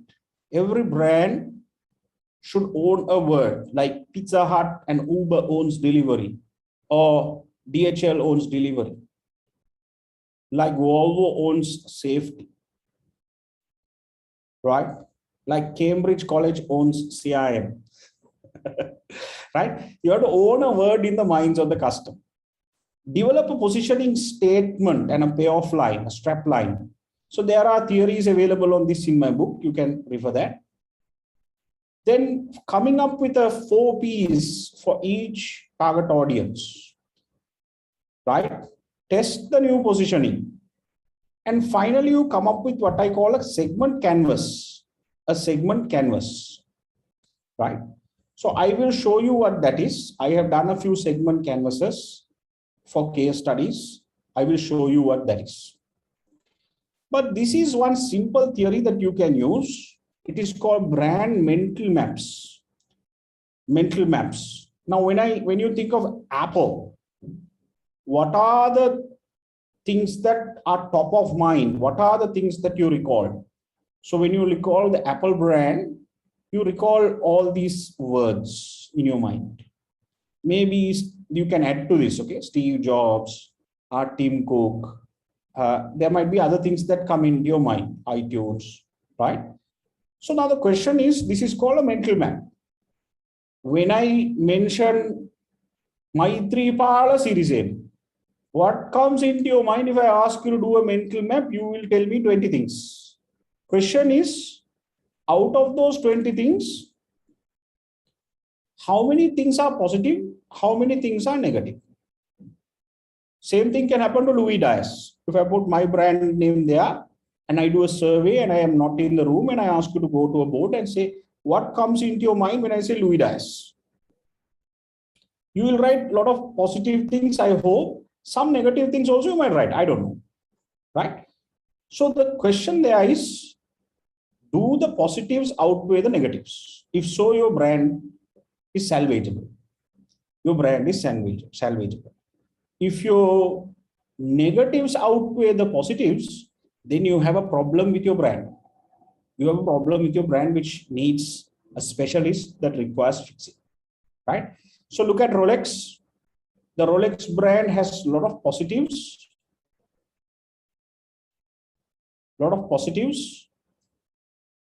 And then a few negatives are also available. So, but that's okay because there are a lot of positives. It outweighs the negatives. So you can fix these. You can fix these negatives. But the first step is to understand what the top of mind recall is. Now, this is called a persona. A persona. So a persona is where you put a picture of your target customer. And then you attempt to demographically, geographically, psychographically try and define this customer. What does the customer like to wear? What does the customer like? Where does the customer like to eat at, dine at? And can you see this is Natasha, lab assistant, and demographically, values, behaviorally, all defined. So these personas are something that we use for digital marketing. Personas are something that we use for digital marketing, right? Where we try and personify who our target customer we are targeting. Because in digital marketing, in Facebook advertising, in Google, especially in Facebook, then in LinkedIn, in Insta, you can go into very granular targeting so that only they see your ad. Now in Facebook, when I run ads, I have a persona for all our products. For CIM, I run a persona which only you see when I advertise. So I put $40 and I run it for 5 days. It only shows the demographic profile that I have selected. So I select people who with degree holders, people with MBAs, people who have marketing profession. So Facebook only shows my ad to them. Only shows my ad to them. Therefore, I don't waste my money on others who are not. Agriculture, engineering, they don't see my ad. People with business and marketing only see my ad. And it's pay per click if it's on Google. So if you want to click on that, I get charged. So it's very efficient. I can check my metrics and I can see my ROI immediately. So I think you all know this. Digital marketing, you can target very precisely. So now I have 11 products. I have a doctorate. We offer a doctorate. We offer a master's. We offer 4 specializations in executive MSCs. We have CIM, CMI, a degree top-up. Now, all these audiences have different personas. All these audiences have different personas. So if a new staff member, salesperson joins our organization, we will take that customer through the persona and say, if you're advertising for degree top-up, we have given you a budget, then use this persona. If you are advertising for doctorate, then use this persona. Don't mix it because you will waste a lot of money. Imagine a person who's looking for in the degree market a doctoral top-up. Waste of money. Same with the other way. You market a degree top-up to a doctoral candidate. No point, right? So personas are very, very important. So there are 4 positioning strategies available: image repositioning, market repositioning, product repositioning, and total repositioning, right? So image repositioning is, so you have your product attributes unchanged, target market is also unchanged. You only alter the image. Image, how, what do you mean by image? Image is how people see you. Identity is what you send out. Image is how people see you. So you alter how people see you. You need advertising agency for that. You alter how people see you, right? So product attributes are unchanged, target market is unchanged, but you alter the image with a nice campaign. Maybe you select a very luxurious kind of campaign. You can see Sparsilon, when they advertise, they have very glamour, glitz and glamour. Their ads are very, very international like, right? So they are building their image. They are saying we are not competing with Siddha Labor. We are competing with L'Oreal, with Chanel, with Dior. We are competing there. That's where we are competing, because you see that aura in their ads. Okay. So then you have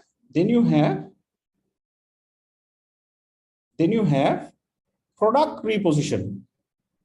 Product attributes are unchanged. Target market is unchanged. Sorry, product attributes are changed.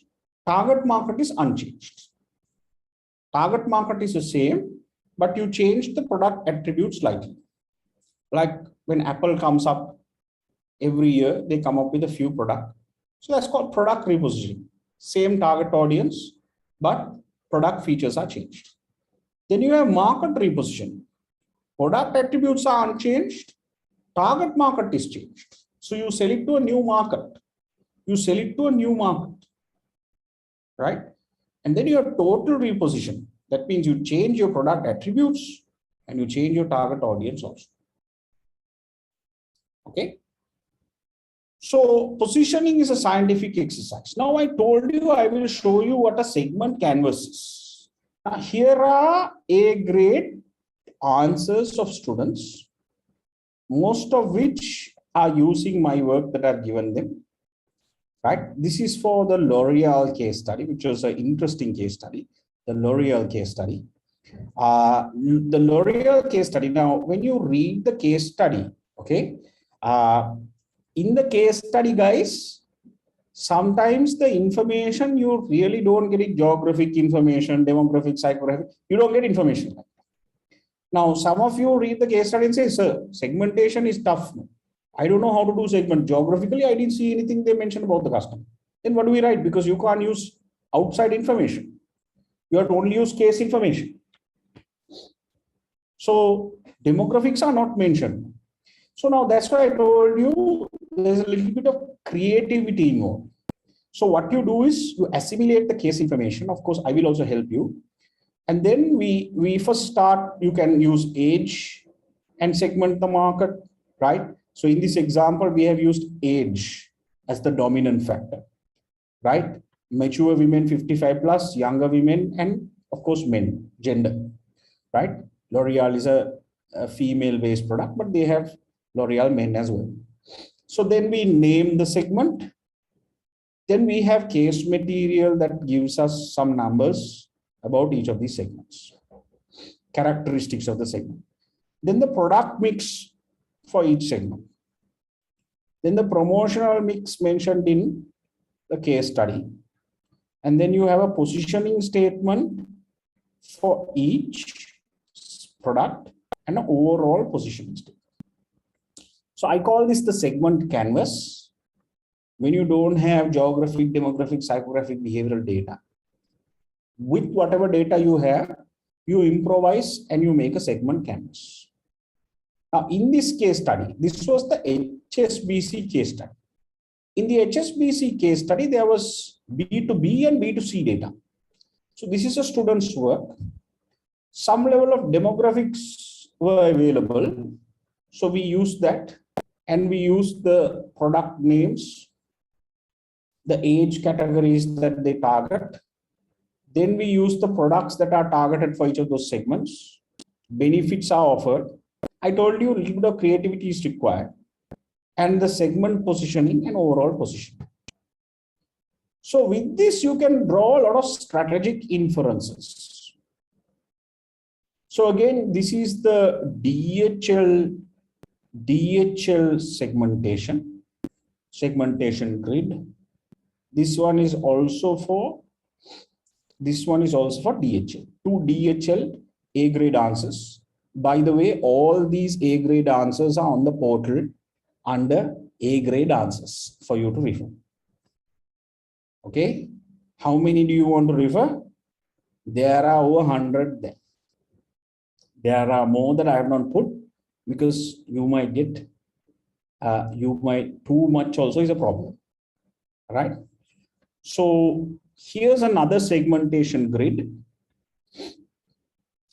This is done by the different types of segments: quality seekers, variety seekers, value seekers. So we need to read the case study to see what information is available. You can't really use outside information. Within the information that you have in your 50 pages, you have to creatively segment the market. Okay. Here's another one. This is for Toyota. So you have luxury customers, affluent income shoppers, lower middle income shoppers, and then the budget shoppers. And then the products that are mentioned in the case study, and demographically some information is there, psychographics and behavioral factors. This is again another example for HSBC. So I help you with all this. When the case study comes, we have 20 days more until that happens. Again, 2 examples for HSBC.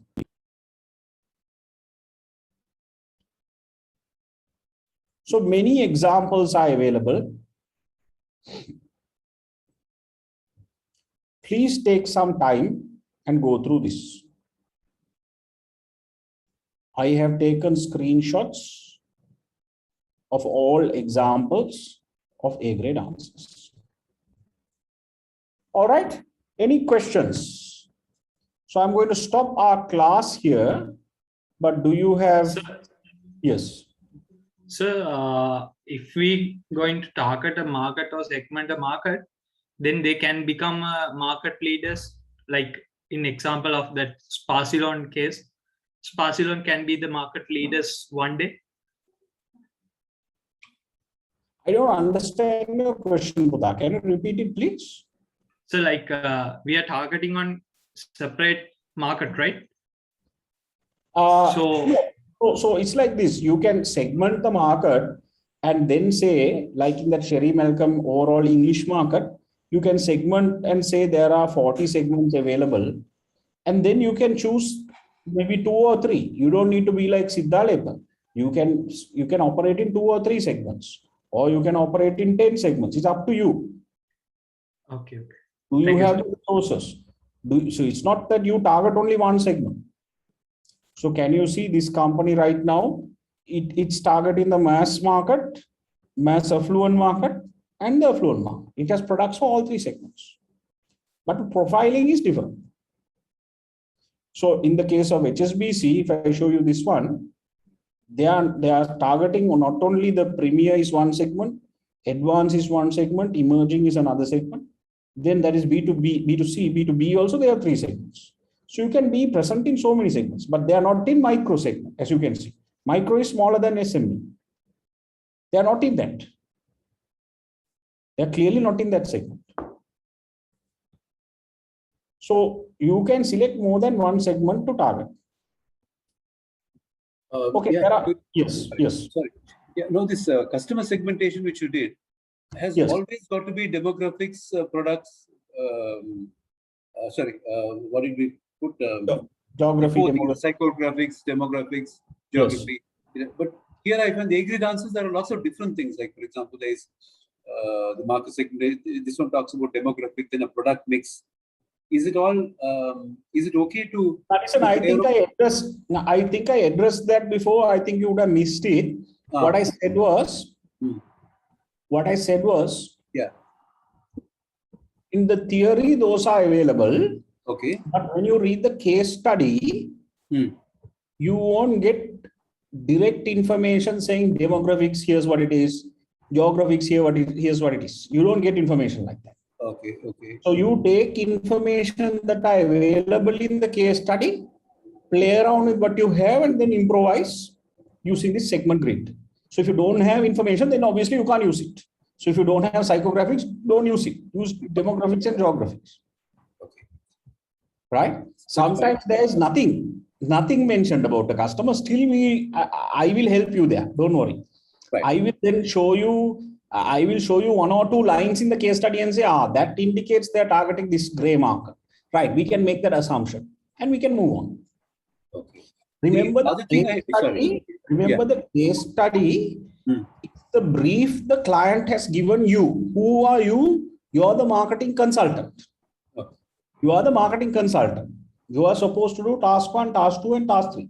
The client has given you a brief saying, here's 50 pages about my company. Now the client doesn't know marketing. No, client is the owner of the company. So client won't say demographically this, geographically this. And in real life, when we go into real marketing, sometimes although we learn theory, we can't apply the same theory 100% in the same way because we have limited information. In real life also is the case. So we have to start somewhere and improvise and make assumptions, estimates, and then move forward. So where does this this particular model come? This target market and product attributes. Where does that come? I mean, how do you, once you find out what you have to do? You read the case and then you see how many segments the company is targeting. Now, in this case, in this L'Oreal example, we saw information about mature women, younger women, and men. Products data is available in the case study. So we drew a grid there, named the segments, and we put this in the 6-page audit saying these segments are available. These segments are available. Okay. So this target market and product attribute, what is it called? What is that model called? Target market and product attributes. Which we just did. This unchanged, image. That one. Yeah. This one is called repositioning strategies. It is in your book. Repositioning strategies. The earlier one which you did, that Natasha thing, what is that? That's called a persona. Oh, that's just the persona. So this also sometimes has got to be done. We have to also do the persona. No, you don't need to do a persona for GMD. You don't need to do a persona for GMD. If you do the segment grid, it's more than enough. Okay. Now, in marketing, why do you need a persona for a type of customers, or is it like individual? How do you do that? I think I explained it. I said I have 11 products at Cambridge College. For every product, I have a separate persona. Okay. Yes. You did that. Yes. You told me that. Yes. Can you just give an example for image repositioning? When everything remains unchanged, the product attributes remain unchanged, the target market remains unchanged, then you said you need to do a image repositioning. Yeah. So sometimes you alter the image of the product. Let's say you will say, are you in Sri Lanka or are you familiar with Sri Lanka? Yeah, I'm familiar. You can tell me. Right. Now, if you look at Kottumi, right? Or let's take another example. Let's take a company like what hotel that was rebranded, Dhammika Perra's hotel, I forget its name, that you find in Golface. What's it called? Kingsbury. Yeah? Kingsbury, right? Yeah. Now, Kingsbury was refurbished. Formerly, Kingsbury was Intercontinental Hotel, right? When it was that, then Dhammika Perra bought it, and then he refurbished it and he called it the Kingsbury. And then they put a rooftop bar and they refurbished the room, changed the layouts, took all the tiles out, made the coffee area, made the. So now with that change of name, with that change of interior, they have said our prices have gone up. Now we are competing in the 5-star category. We're not a 4-star. We are competing instead of Hilton. So they altered their image. Their product was the same, right? But they did a little bit of upgrading. But target market also is fairly, in that sense, unchanged, but image was positioned. Image repositioning was done. So you now say, when you say image, what it means is how you perceive me. How you perceive me. So now now let's take Cambridge College. If Cambridge College goes out tomorrow, right now, you might have a perception about Cambridge College. Let's say in your mind, you think Cambridge College is a good entity, nice place to study, good lecturers, all that. But what if tomorrow Cambridge College goes and buys 5 ventilators and give it to some hospitals in rural areas? Actually, I'm thinking about doing it, right? So I'm doing my research now. And we go and buy 5 ventilators in rural areas or hospitals that we don't have. And we tell our students, we are going to match every rupee that you put. All of you put some money. We will also put some money and buy ventilators. And we will ask the students, virtually we will go there and put those ventilators in those hospitals. Now, all of a sudden, you feel that this is a great place to learn. But at the same time, your love for our organization, they're a responsible organization. Look at what they're trying to do. They're trying to contribute something in the small way possible.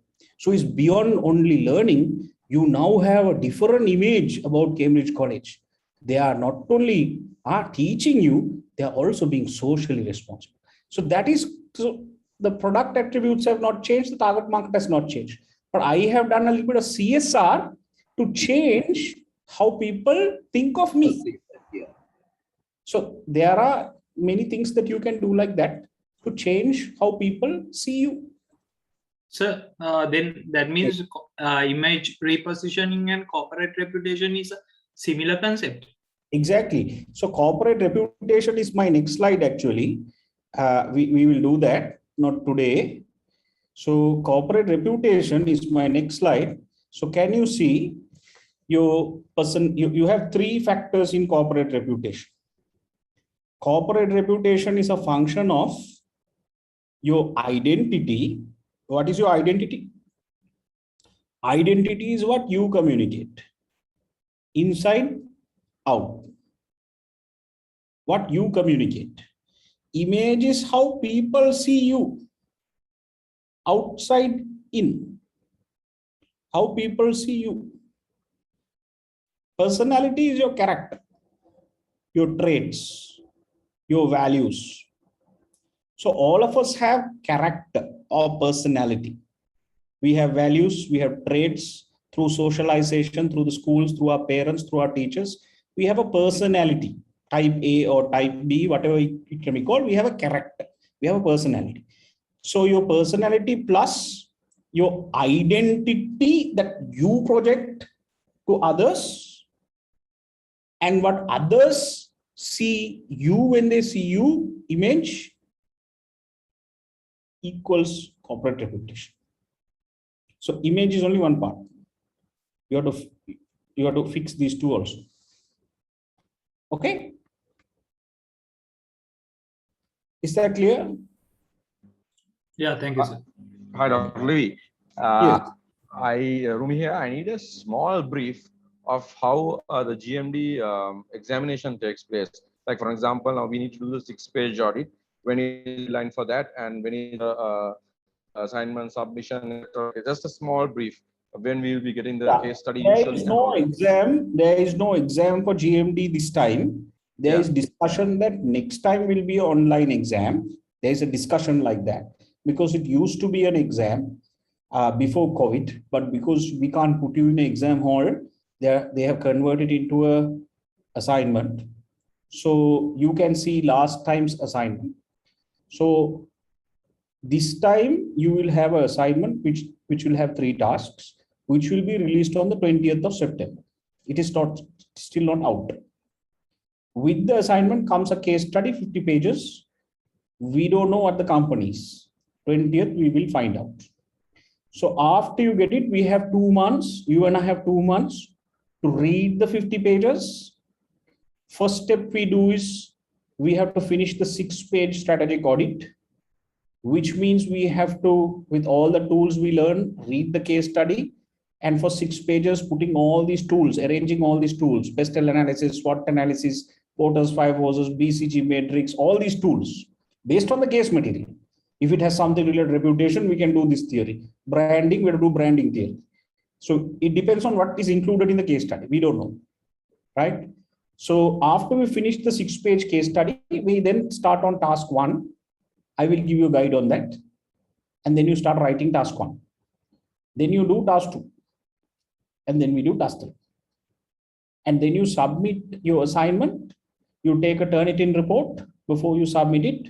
We have an in-house Turnitin report facility. Check your plagiarism plus percentage. And you submit your assignment in the last week of November. And then you wait until first week of February to get your results. Thank you. Thank you. That's the insight I wanted. Okay, thank you. All right. Any other questions? All right. So if you do have any further questions, there's so many chats, please WhatsApp me. So thank you very much. So remember what I said in the start. Discipline yourself to sit in one place. You are learning for yourself, not for anyone else. Have all the resources, have a proper study, proper place to study. Make everything good in that place. Nice, powerful light. Water dispenser, a lot of water, very important. Hydration. And enjoy that space. This is my study space. I really enjoy it. It's my favorite place in the house. It's my favorite. My wife, of course, enjoys the bed, not for anything else, because she likes sleeping, right? She's like sleeping, cuddling the kids and sleeping. I also really enjoy that. But to me, I sleep sometimes when they are up, because I can only work when they are sleeping. So enjoy your study. Enjoy your study. If you enjoy your location of study, and then you condition your mind, you train your mind. Now I'm seated in this location. It's like your work. When you go to work, you have a workstation, right? When you go and sit in your seat, now you can't check your Facebook. Now you have to work. Isn't that right? So you are programmed. 9 to 5, you have to work now. You can't play some game. You have to work. You have to add value to the company. Similarly, when you sit in your study, you are adding value to yourself. You can't sit and think about what's going on in the news. What is this person posted? Those shouldn't bother you. So discipline yourself. Your generation, biggest problem is mental discipline, physical discipline, sitting in one place without running to the fridge, without checking your phone, without going to the bathroom. You can't sit in one place and wait. Your mind wanders and you want to start walking. So discipline yourself. You can achieve so much in life. Thank you. I'll see you. This time we are going to see you on Friday again. I need to have another class with you on Friday at 7 p.m. So I'll see you at 7 p.m. on Friday. Don't miss it, because we have to cover the syllabus. Friday, we are going to do chapter 6, risk management. Get ready with the slides. With that, I will be finished four chapters out of the 6 chapters. So we're going to do that on Friday. Thank you. Good night. Thank you, sir. Thank you, sir. Good night. Thanks, guys. Good night. Good night, sir. Thank you, sir. Good night. Thank you, sir. Good night. Thank you, sir. Thank you. Take care. Thanks. Good night. Good night, sir. Good night, guys. Good night.